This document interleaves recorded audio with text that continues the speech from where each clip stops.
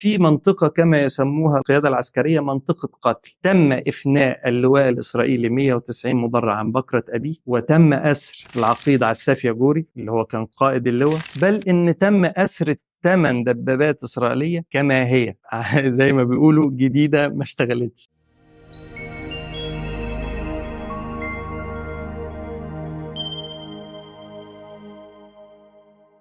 اهلا بكم، انا حسام جلال ومرحبا بكم في انحاز افق. اتكلمنا الحلقه اللي فاتت عن الفشل الاستخباراتي الاسرائيلي وفلسفه خطه حرب اكتوبر وانتصارنا في معركه العبور العظيم. لو افترضنا ان حرب اكتوبر هي مباراه كره قدم ما بين فريقين، فنقدر نقول ان حتى الان مصر متقدمه على اسرائيل 2-0. الهدف الاول هو معركه العبور اللي قدرنا بيها نغير خطوط دفاعنا انها تبقى خطوط دفاع مباشره مع اسرائيل بدون حاجز مائي بدون ساتر تراب. ده يعتبر الهدف الاول. الهدف الثاني هو سقوط خط بارليف وتدمير كل حصونه وكل الأنساق الدفاعية التي كانت تدافع عنه. وبكده حتى الآن في صباح يوم 7 أكتوبر احنا متقدمين في هذه المباراة 2-0. عبرنا القناة وكسرنا حصون خط بارليف، وفي صباح اليوم بقى لينا 5 فرق مشاة بألوية الدبابات اللي بتدعمها. وحاليا قوات الصاعقة المصرية بتعبث في مؤخرة العدو وتعطل تجميع احتياطاته المدرعة اللي بتستعد للقيام بالهجوم المضاد. الهجوم المضاد اللي قدرت المخابرات المصرية انه العدو سيقوم به خلال 6 إلى 8 ساعات، ولكن في الحقيقة احنا دلوقتي عدى تقريبا في حدود 18 ساعة ولم يقم العدو بأي هجوم مضاد، بل إن العدو سيقوم به في اليوم التالي يوم 8 أكتوبر يوم الاثنين. فبالتالي نجاح قوات الصاعقة المصرية هو نجاح عظيم في تعطيل الهجوم المضاد الإسرائيلي، بالإضافة لنجاح خطة الخداع الاستراتيجي اللي أخرت العدو عن القيام بالتعبئة العامة. خلال يوم 7 أكتوبر احنا استغلناه أحسن استغلال، لأن هو كان سباق ما بيننا وما بينهم لانتظار المعارك القادمة. استغلناه في تحسين الوضع العام الإداري للقوات المصرية. احنا عارفين ان القوات المصرية عبرت ومعاها تعيين يوم واحد، ماء وغذاء ليوم واحد، فاستغلينا يوم 7 أكتوبر لتحسين الوضع الإداري وإمداد الجنود بالماء والغذاء، في حين ان إسرائيل كانت بتقوم بهجوم جوي مركز على مظلة الدفاع الجوي عشان تحاول تكسرها. فشلت فشل ذريع في اليوم الأول وكذلك يوم 7 أكتوبر، وخسائرها في الطيارات في التوقيت ده اقتربت من 50 طيار. على الجانب الآخر القوات البرية الإسرائيلية حاولت تقوم بهجوم ولكن بقوات صغيرة، بقوة كتيبة دبابات، عدة هجمات، متصورة إن المشاة المصريين أول ما يشوفوا الدبابات هيجروا أو هيخافوا منها، ولقوا إن ده مش حاصل، بل بالعكس المشاة المصريين كانوا بيهاجموا الدبابات بالصواريخ المضادة للدبابات زي الRPG والمالوتيكا أو ساجر. فكانت مفاجأة ليهم، وصلوا لقناعة بعدها ان لابد لارجاع المصريين للضفه الغربيه القيام بهجوم مضاد كبير ومركز. ولذلك قامت اسرائيل بالدفع ب 300 دبابه لتعويض ال 300 دبابه اللي خسروهم في معركه العبور، وقامت بالدفع ب5 الويه مدرعه جديده لجبهه سيناء. وبكده اسرائيل بقى ليها في حدود 8 الويه مدرعه او ما يعادل 960 دبابه بتستعد بيهم للقيام بالهجوم المضاد. بالتالي انتهى يوم 7 اكتوبر على هذا الوضع، استعداد للهجوم المضاد الإسرائيلي. ويلخص يوم 7 أكتوبر ما قاله ديفيد بن العازر رئيس الأركان الإسرائيلي لما قال في مذكراته إنه بحلول ظهر يوم 7 أكتوبر كنا قد فقدنا السيطرة تماما على توجيه قواتنا، وكان موشي ديان مصاب بالانهيار نظرا للخسائر الكبيرة التي منيت بها القوات الإسرائيلية.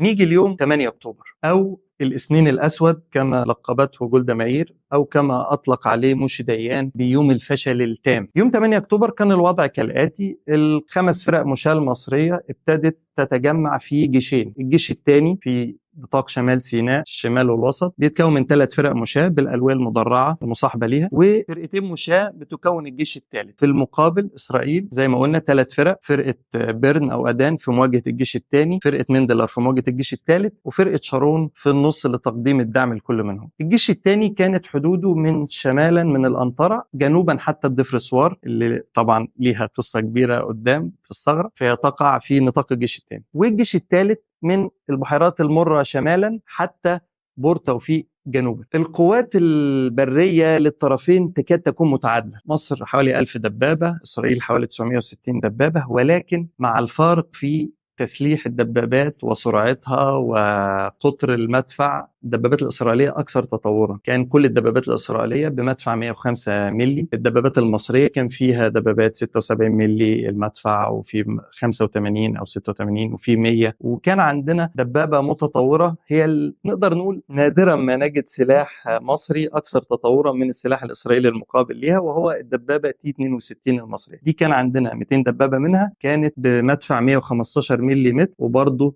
ليها قصة لأنها كانت بتكون لواءين مدرع، منهم لواء مدرع اسمه اللواء 25 مدرع. يوم 8 أكتوبر صباحا الفريق الشاذلي رئيس أركان القوات المسلحة قام بزيارة للجبهة للاطمئنان على أوضاع القوات، خصوصا أنه عارف أن الهجوم المضاد اقترب. في صورة جميلة جدا تعبر عن مدى الفرحة والانتصار وتلخص انتصار معركة العبور، هي صورة الفريق الشاذلي وسط الجنود وهم بيهتفوا بالتوجيه 41 وبيقولوا عاش التوجيه 41. ايه هو التوجيه 41؟ التوجيه 41 ده كتيب كان بيحمله كل جندي من القوات المسلحة، بيحمل التفاصيل عن المهام القتالية اللي هيقوم بيها كل جندي. يعني على سبيل المثال الجنود لما هيعدوا هيبقى في القارب كام جندي، ومكان جلوس كل جندي هيبقى فين. فمثلا في مقدمة القارب هيبقى فيه حكمدار الجماعة أو حكمدار المجموعة، أو يمينه حامل الار بي جي، وراه هيبقى حامل المدافع الرشاشة الآلية، وراه هيبقى حامل الار بي جي الاحتياطي، وراهم يبقى فيه 2 حامل الألغام. تفاصيل التفاصيل، وده بيؤكد وبيوضح مدى التخطيط السليم وبراعة المخطط العسكري المصري في التخطيط لحرب أكتوبر، إنه لم يترك شيء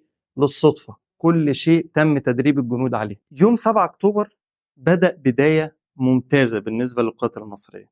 بدأ بأننا قدرنا نفك شفرة الاتصال الخاصة بالقوات الإسرائيلية، وبكده قدرنا نعرف موقع واتجاه وتوقيت الهجوم المضاد الإسرائيلي. بدأ الهجوم المضاد الإسرائيلي عن طريق فرقة بيرن أو أدان في اتجاه الجيش الثاني بقيادة اللواء سعد مأمون. الهجوم كان موجه للفرقة 18 مشاة بقيادة العميد فؤاد عزيز غالي، بهدف اختراق الفرقة والوصول إلى القناة. فشل هذا الهجوم. بعد كده قام العدو بهجوم آخر في اتجاه الفرقة الثانية من الجيش الثاني بقيادة العميد البطل حسن أبو سعد، أيضا في اتجاه الفردان. أيضا فشل هذا الهجوم. تراجع العدو لترتيب قواته، إيقانا منه أن الهجوم لازم يبقى مركز وبقوات أكبر، وهتحصل هنا معركة كبيرة هي معركة الفردان، هي أهم معارك الهجوم المضاد الإسرائيلي. تراجع كما قلنا فرقة أدان أو بيرت واستعدت للهجوم قوات أكبر. اندفعت قوات أدان علشان تخترق مواقع الفرقة الثانية. زاد أمل الإسرائيليين في النجاح لما لقوا أنهم اخترقوا بالفعل مناطق الفرقة الثانية مسافة حوالي 3 كيلو، ولكن ما كانوش واخدين بالهم أن العميد حسن أبو سعدة كان عامل لهم كمين محكم من 3 جهات. بمجرد ما دخلوا مسافة 3 إلى 4 كيلو لمناطق الفرقة انهالت عليهم النيران من 3 جهات من مدافع الأربجي والمالوتيكا بالإضافة للدبابات المصرية في منطقة كما يسموها القيادة العسكرية منطقة قتل. تم إفناء اللواء الإسرائيلي 190 مدرع عن بكرة أبيه، وتم أسر العقيد عساف ياجوري اللي هو كان قائد اللواء، بل إن تم أسر 8 دبابات إسرائيلية كما هي زي ما بيقولوا جديدة ما اشتغلتش. تم أسر 8 دبابات بأطقمها، وساعتها رئيس السادات على ما أتذكر إدى هدية لرئيس الجزائري هواري بومدين دبابة من الدبابات الإسرائيلية، يعني في نوع من المكايدة كان عايز يعملها رئيس الجزائري مع فرنسا، فإدى له رئيس السادات هدية دبابة منها. وتم أسر عدد كبير من الجنود الإسرائيليين، وتم إفناء اللواء في انتصار كبير وحاسم في معركة الفردان. وفي صورة جميلة للفريق سعد الشاذلي مع العميد حسن أبو سعدة، دي كانت صباح يوم 8 أكتوبر قبل الهجوم المضاد. من الصورة تشعر كم الثقة بالنصر في الهجوم المتوقع، كم الفرحة، كم الاعتزاز والإنجاز للفريق سعد الدين الشاذلي بتلميذه، نقدر نقول تلميذه العميد حسن أبو سعد. صورة جميلة جدا. وعلى محور الأنطرة في نطاق الجيش الثاني أيضا كان بتحصل عظمة برضه. العظمة دي بيقودها العميد فؤاد عزيز غالي، العميد المسيحي ابن الصعيد اللي ربنا فتح على إيده مدينة الأنطرة شرق، تاني أكبر مدن سيناء بعد العريش، واللي تم تحريرها يوم 8 أكتوبر. في نفس الوقت الهجوم المضاد كان بيتم في اتجاه الجيش الثالث من فرقة مندلر، وتم صد هذا الهجوم، وتم تحرير عيون موسى من الفرقة 19 مشاة بقيادة العميد يوسف عفيفي. وقفت فرقة شارون الفرقة الثالثة في المنتصف مش عارفة تقدم الدعم لفرقة أدان اللي بتنهار قدام الجيش الثاني، ولا لفرقة مندلر اللي هي كانت بتنهار أصلا من معركة العبور والجيش الثالث صد هجومها. فتوقفت فرقة شارون في المنتصف في القطاع الأوسط من سيناء بدون تقديم أي دعم لا لفرقة أدان شمالا ولا لفرقة مندلر جنوبا. في نفس التوقيت في يوم 8 أكتوبر القوات الجوية المصرية أيضا كانت تقوم بمعركة عظيمة، إنها قامت بتدمير مطاري بير تمادة ومطار الميليز. دول مطارين مهمين لأنهم يقتربوا من القناة، فبالتالي ما بقاش عند إسرائيل مفر غير استخدام مطار العريش أقصى الشمال في سيناء، وهو ده المطار اللي كانت بتنزل فيه المساعدات الأمريكية والجسر الجوي الأمريكي. وخلال يوم 8 أكتوبر طبقا لمذكرات ديفيد بن العازر رئيس الأركان الإسرائيلي، في مسؤول كبير في وزارة الدفاع الأمريكية زار إسرائيل من أجل المساهمة في وضع الخطط للقوات الإسرائيلية. والمسؤول الأمريكي ده حط 3 محددات لمواجهة الموقف على الجبهة المصرية والجبهة السورية. تطور الأحداث بيقول لنا إن بالفعل ال3 محددات دول هم اللي اتبعتهم إسرائيل، أو ال3 خطط دول، وده يدل على إننا فعلا كنا بنحارب أمريكا مش إسرائيل. أول حاجة إن هو أوصى بإن يتم الهجوم المضاد، أو يتم عمل هجوم مركز بالدبابات لاختراق الدفاعات المصرية للوصول إلى غرب القناة، وده بالفعل اللي نفذته إسرائيل في الهجوم المضاد. تاني حاجة أوصى بالتركيز على جبهة واحدة اللي هي الجبهة السورية علشان هي الأقرب لإسرائيل، ثم بعد ذلك التفرغ للجبهة المصرية، وبالفعل ده اللي نفذته إسرائيل. ثالث حاجة أوصى بأن ضرورة جذب القوات الجوية المصرية خارج نطاق مظلة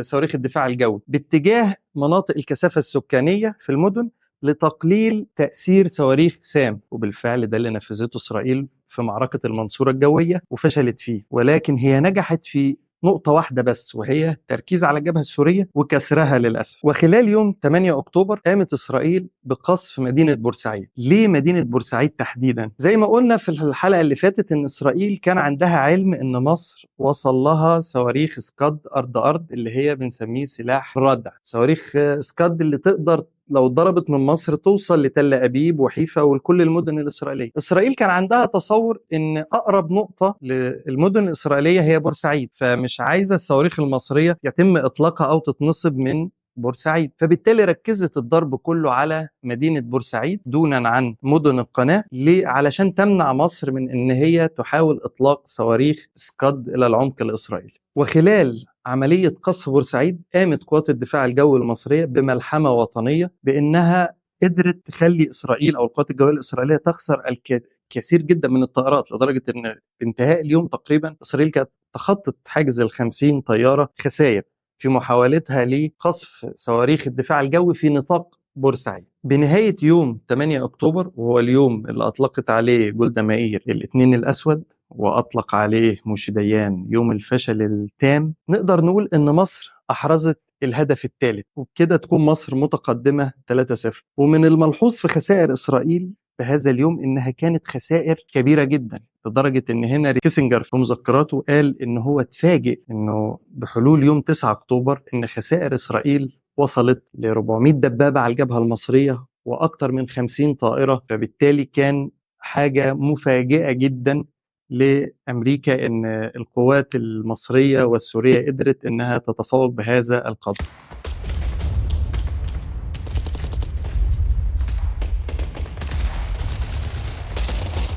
نيجي ليوم 9 أكتوبر اليوم الرابع للقتال ويوم الثلاث. بحلول يوم 9 أكتوبر بقى من الواضح أن القوات المصرية على الضفة الشرقية للقناة أصبحت صخرة يصعب أنها تتحرك إلى غرب القناة كما تريد إسرائيل، والروح المعنوية لقواتنا بقت في السماء لأن احنا تقريبا صدينا الهجوم المضاد الرئيسي. وحتى الهجمات المتفرقة يوم 9 أكتوبر اللي قامت بيها إسرائيل بقوات أقل من هجوم يوم 8 أكتوبر كان تم صدها جميعا. وكان في حصن في لسان بور توفيق، الحصن ده هو كان لسه متبقي من حصون خط بارليف لم يسقط حتى الآن، كان القوات المصرية عاملة عليه حصار شديد. وفي يوم 9 أكتوبر استسلم الجنود الإسرائيليين وهم كانوا 37 جندي في مشهد عظيم، تم تنكيس العلم الإسرائيلي بحضور الصليب الأحمر، وتم رفع العلم المصري في مشهد عظيم، وتم أسرهم جميعا. وفي يوم 9 أكتوبر قام قوات الجيش الثالث وتحديدا اللواء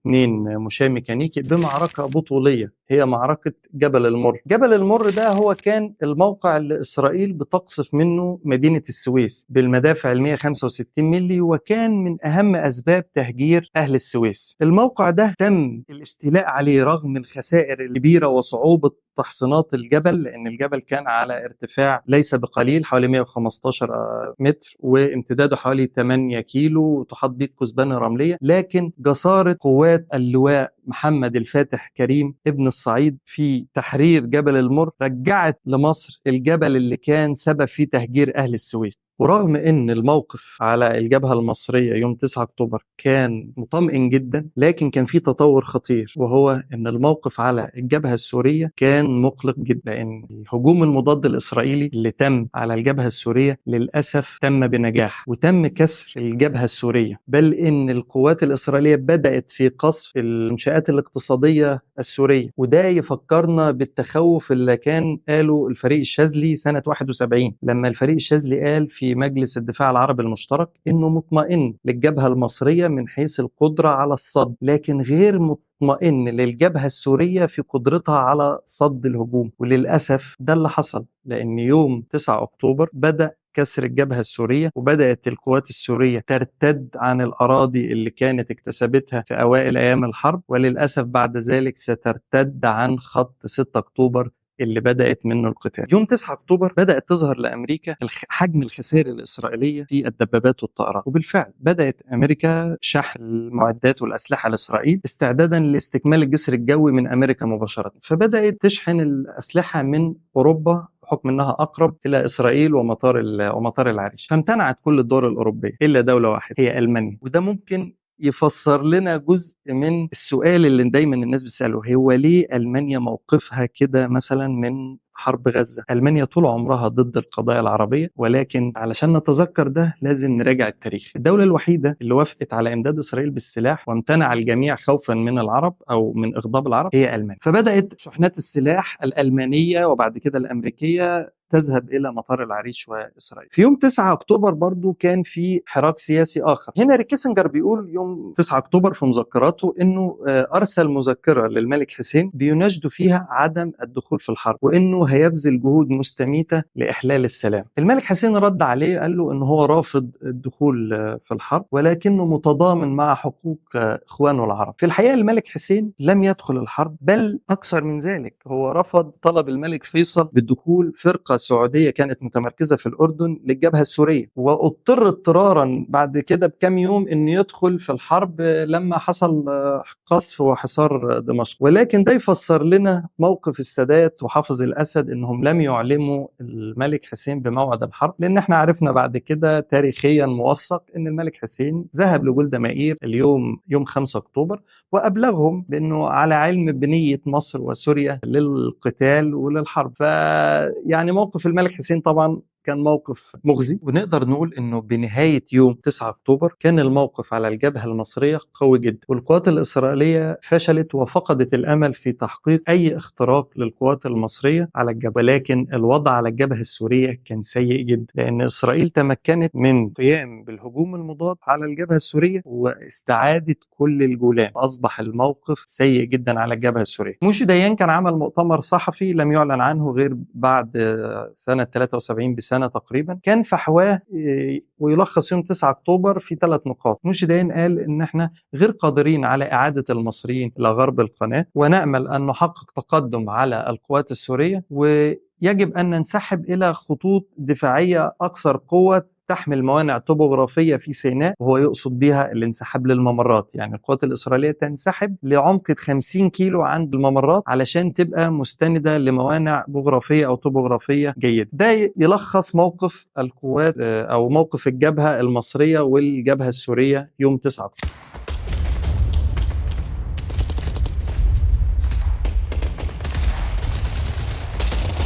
ننتقل إلى يوم 10 أكتوبر أو الفترة من يوم 10 ل 13 أكتوبر. في الفترة دي قامت القوات المصرية بالوقفة التعبوية، وابتدينا ننظم قواتنا بشكل أفضل ونصد الهجمات المتفرقة للعدو. كان العدو في خلال الفترة دي بيقوم بهجمات مضادة بسيطة ليست كقوة يوم 8 أكتوبر، تم صدها جميعا. وخلال الفترة دي الجسر الجوي الأمريكي ابتدى يشتغل بفعالية أكبر، الأسلحة والذخائر ابتدت تنزل بشكل أكبر وبنشاط أكثر في مطار العريش لمساعدة القوات الإسرائيلية. وابتدى سلاح الجو الإسرائيلي خلال الفترة دي يكثف قصفه لمظلة الدفاع الجوي المصرية لتحقيق أكبر اختراق لها، وفشل في ذلك. أما الموقف على الجبهة السورية فأصبح أكثر خطورة وأكثر قلقا، لأن القوات الإسرائيلية قدرت تستعيد الجولان بالكامل، بل تخطط خط 6 أكتوبر يوم 11، الخط اللي بدأت منه القوات السورية الهجوم، وبدأت تقصف الأهداف الاقتصادية السورية بشكل مباشر، وكانت تقترب من قصف دمشق أو قصفت دمشق بالفعل. وسوريا بعتت مندوب لرئيس السادات بتطالبه بتطوير الهجوم للمضايق لتخفيف الضغط عن سوريا. وفي يوم 10 أكتوبر قرر العراق الدخول للحرب، وأرسلت العراق الفرقة الثالثة المدرعة، وهي الفرقة اللي كان ليها دور كبير في وقف التقدم الإسرائيلي ووقف حصار دمشق. وبالمناسبة